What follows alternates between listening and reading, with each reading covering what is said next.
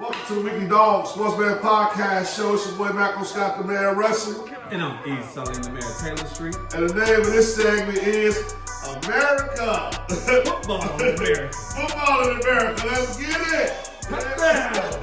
And today, Joe, we got a special guest, our homie, T-Knock from We On 5 Sports. T, let me know what's going on, baby. How you feel? Man, it feels good to be back, man, for season number 5, man. I don't know if y'all working off the Chinese calendar.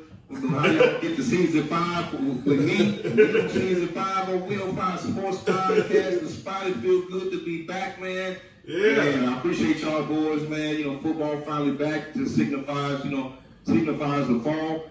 And so, we ready to go, man. We're gonna ratchet this thing up, man. Yeah, let's kick it off, man. Yeah, we on season 5, man. You know, we in hyper speed mode. It's the spaceship, Joe. We hit that warp mode, we be gone. Boom, boom. You know what I'm saying? So spaceship flying, Joe. It's football in America. It's a lot of exciting games going on this week. T, we had a letdown with the Bears, Joe. I don't really want to start there, but I do want to start there and let me at least get your recap of the Bears game before we move forward, and we're going to cover this new upcoming Bears game after we go through the rest of these games, man. But I got to hear your talk about the Bears. What happened, Joe? How did we fall apart? Ben Johnson first game. Let me hear it, Joe. Man, just classic growing pains, man. Shout out to my man, remember the television show back in the day, Kirk Cameron and Alan Thicke, growing pains?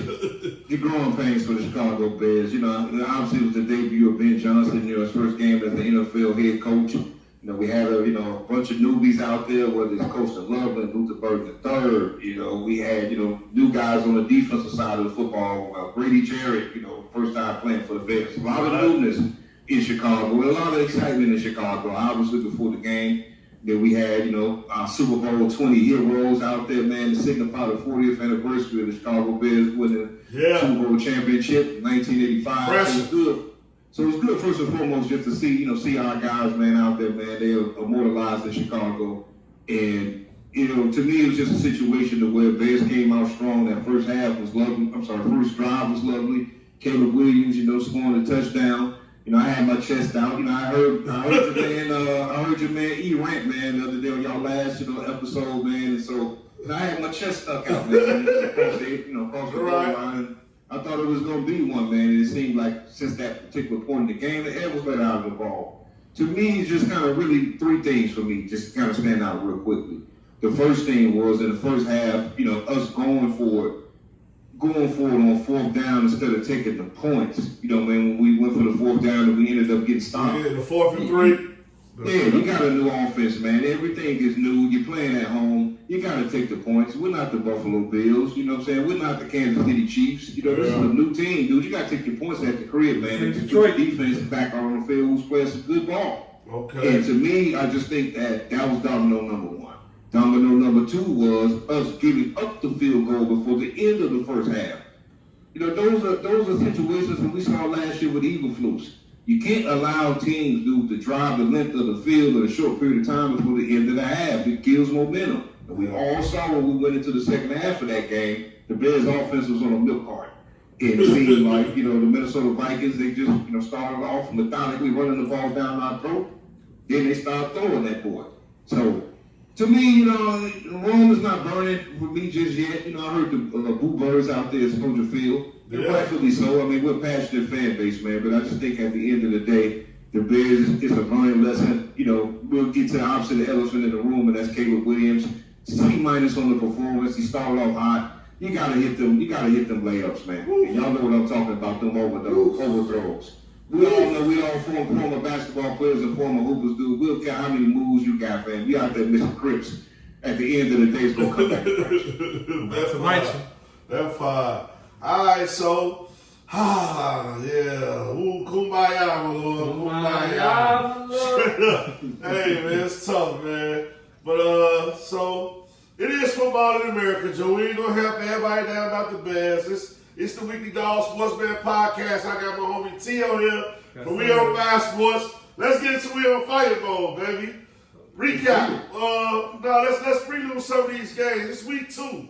It's a bunch of important games going on. Joe, where you want to start at with these games, man? It's week 2. What we got going on? Well, you know what I'm saying? Week 2 is an interesting week. You got a lot of teams that's, trying to get off the snide. Teams that won, didn't give their best performances in week number 1. And there's, a lot of teams that, I would say the pressure is kind of mounting, but you definitely want to, don't want to go down, 0-2.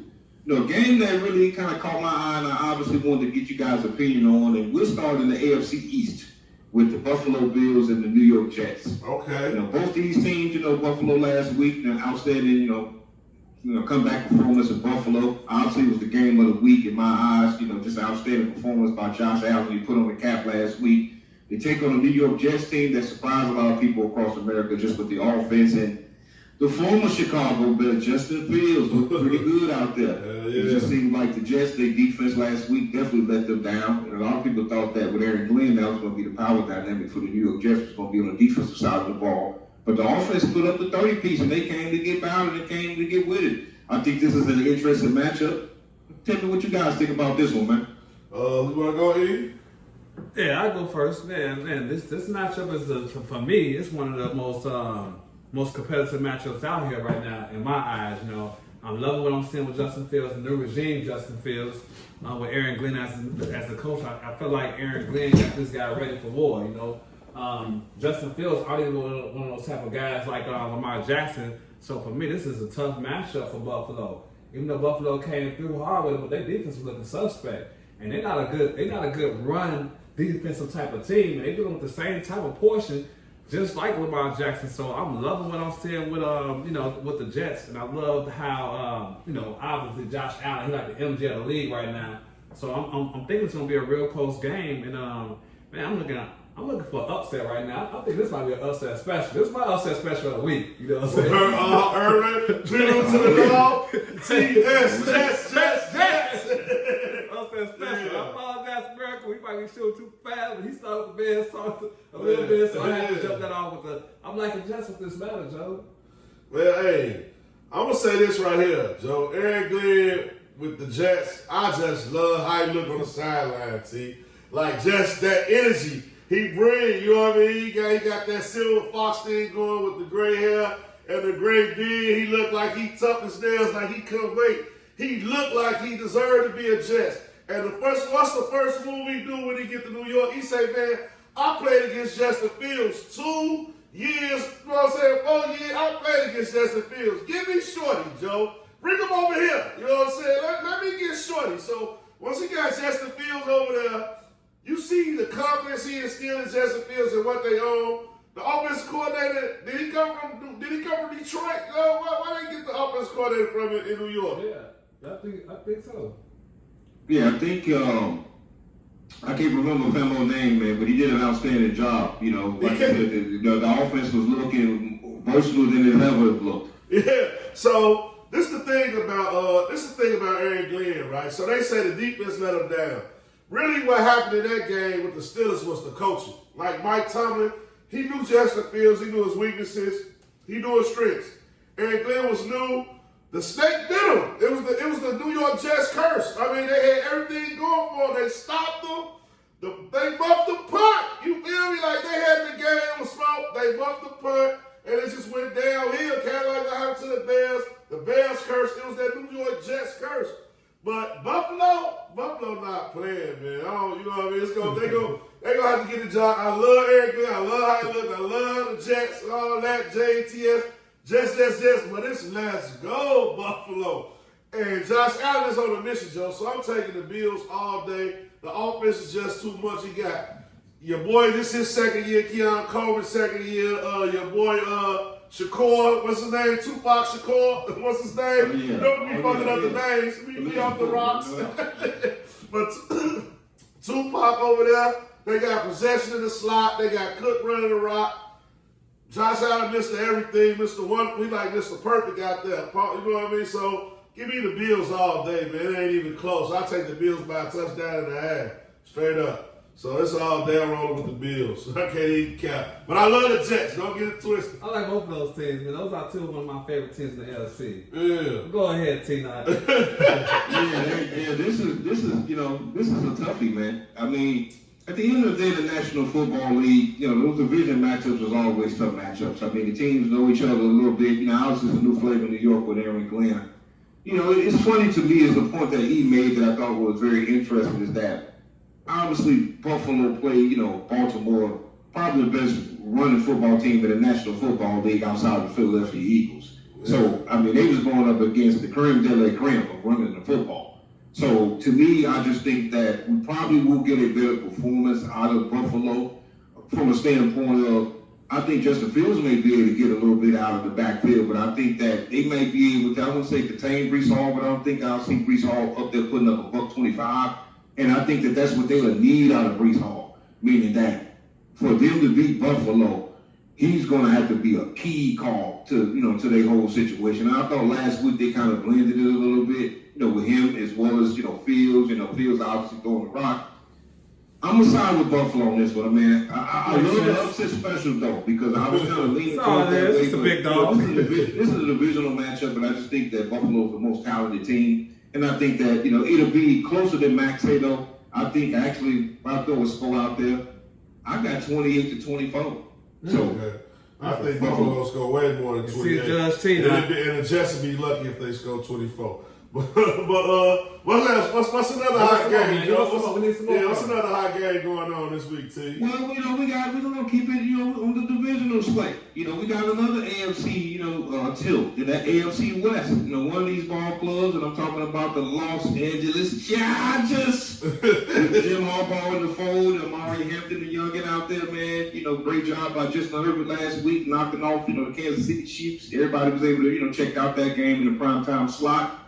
And, they're taking on a divisional foe. Geno Smith in the building. Everybody forgot about my man, old Pete. Y'all must have forgot. Pete Carroll. Pete Carroll. I mean, you look at this. Think about this, man. You look at the AFC West. Just look at the head coaches in the AFC West. You got Andy Reid, you got Jim Harbaugh, and you got, old Pete, man. Don't forget about your boy, Super Bowl champion Sean Payton. Oh, man. I'm gonna go there. Yeah, okay. I'm gonna save Sean P for last. Okay. And the young native of Chicago as well, man. Shout out to Oklahoma, man. He's Oklahoma native.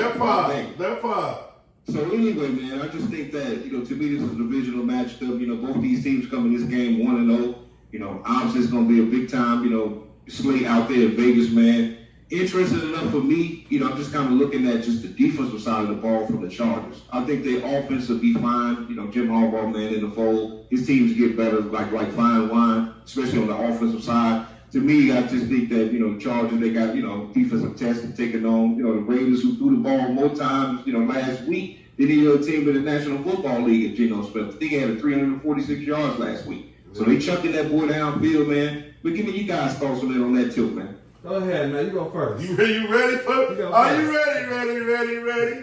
Because I'm ready. I'm going to start like this, right? So Jim Harbaugh with the Chargers is not to be played with. You know what I mean? They took the training. This is one thing I seen in this Chiefs game.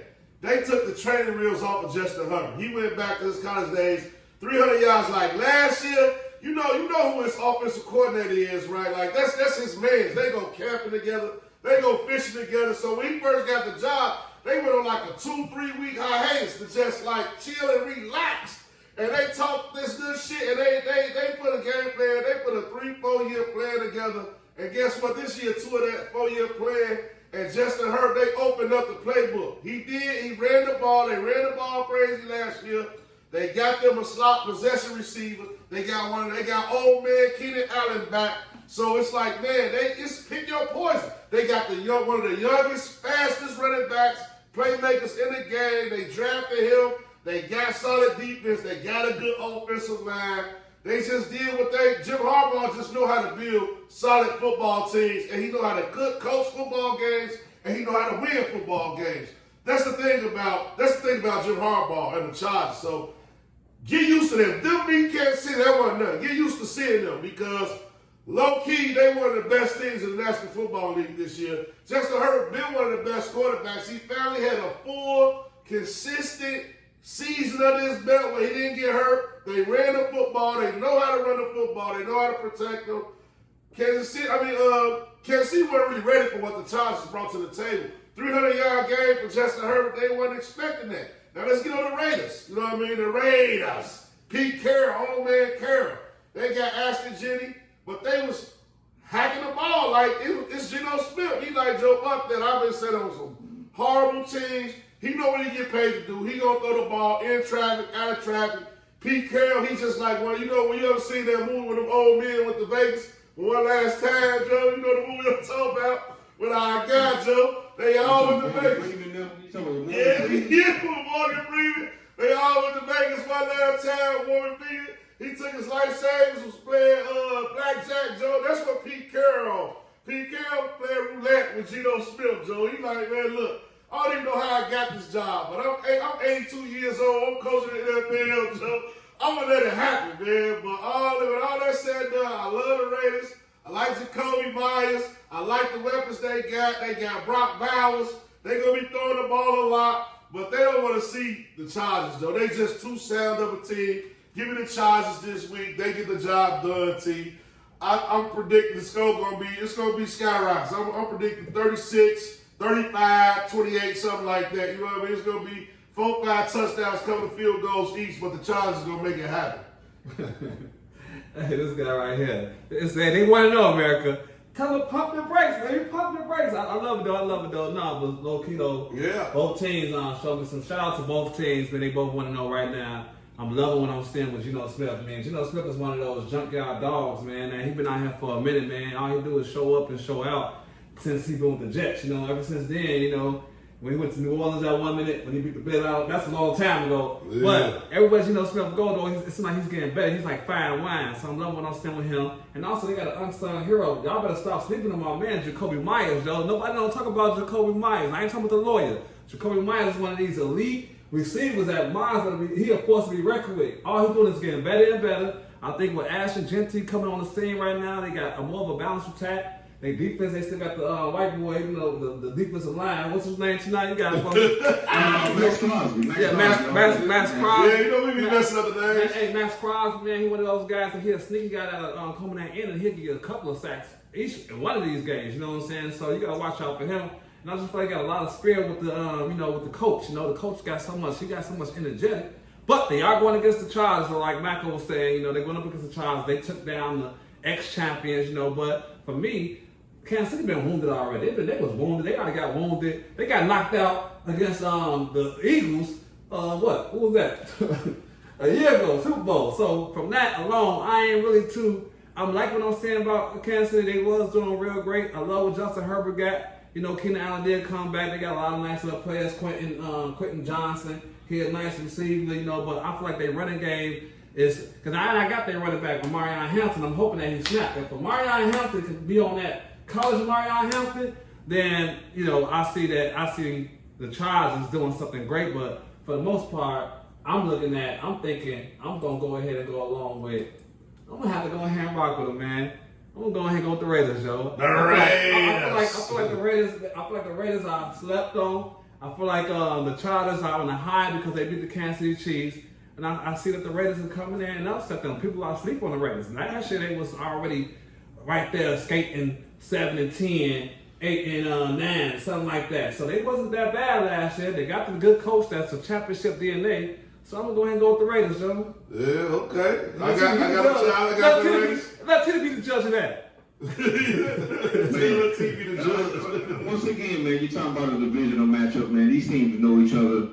You know, it's interesting just to kind of say something that Matt kind of mentioned. I actually have the Los Angeles Chargers winning the AFC West this year. So that's coming into the season for me. You know, but it's interesting because I think that the Raiders, they building confidence with Pete. I mean, Pete that guy, man. Pete that guy, Joe. He may have called the worst play in Super Bowl history, but I still fuck with him, Joe. Pete that guy.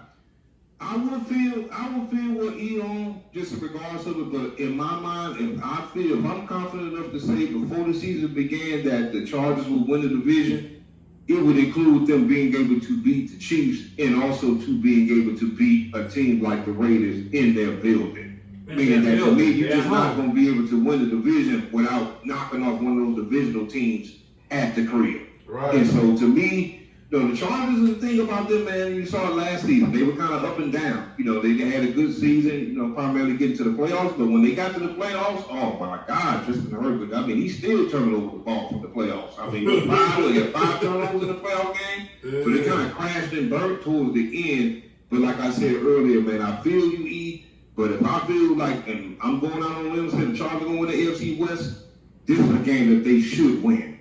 So I actually have this game as a 3-point game, actually. I think it's going to come down to the end. I think the Chargers win by a field goal in this one. It's going to be a toughie, though. Okay. I hear you. Hey, T, we got a couple more games to go over, Joe, but we gonna pay some bills. We going to come back. We going to pay some bills. And we're going to be right back, Joe. Stick around, man. We got, this football in America is going down. Baby. We coming right back on the side of the break. We got T-Dog from Real Fire Sports in the building, man. Let's keep it going. Weekly Dog Sports Man Podcast. Like, subscribe, share. We coming right back with T, Football in America.